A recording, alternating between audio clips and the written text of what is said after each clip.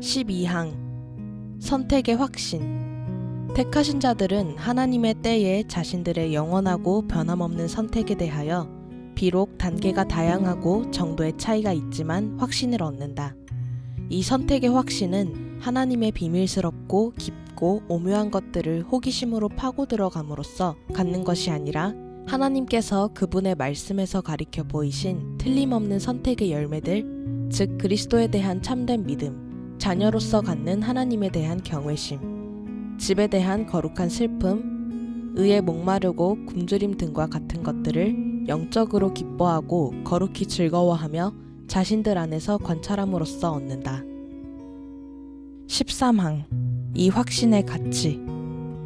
이렇게 자신들이 택하심을 입었음을 깨닫고 확신하는 것은 하나님의 자녀들에게 하나님 앞에 매일 겸비하고 그분 자비의 깊이를 찬송하며 자신을 정결하게 하고 그분께 감사하며 그토록 크신 사랑을 먼저 자신들에게 보여주신 하나님께 열렬한 사랑을 돌려드릴 더 큰 이유가 된다.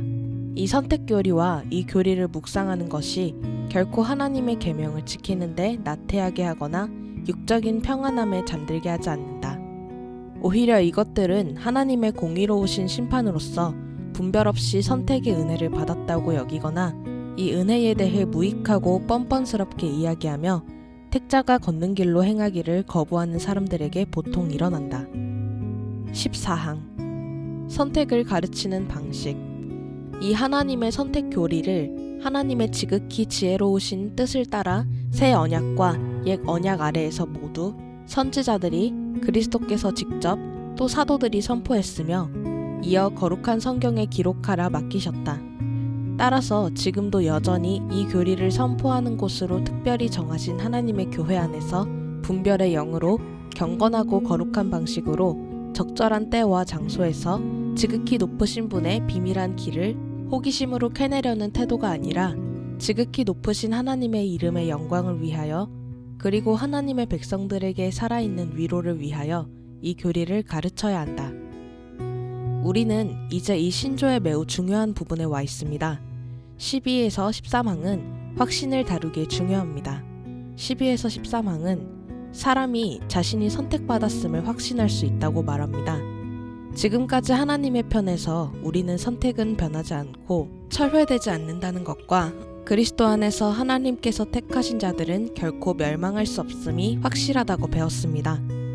그리고 12항, 13항에서 신자들의 편에서 신자들이 이 하나님의 선택의 확실함을 알게 되고 따라서 자신의 부르심과 택하심을 확신할 수 있다는 것을 배웁니다. 선택의 확신은 가능하고 바람직할 뿐만 아니라 오히려 필요한 것입니다. 베드로 사도는 베드로후서 1장 10절에서 그러므로 형제들아 더욱 힘써 너희 부르심과 택하심을 굳게 하라고 말합니다. 부르심과 택하심을 확신하는 것은 선택사항이 아닙니다. 당신이 하고 싶을 때나 생각할 시간이 남을 때만 할 그런 것이 아니라 오히려 열심을 내서 해야 할 일입니다. 당신의 부르심과 택하심을 확신하는 것을 신자로서의 당신 삶의 매우 중요한 부분이 되게 하십시오.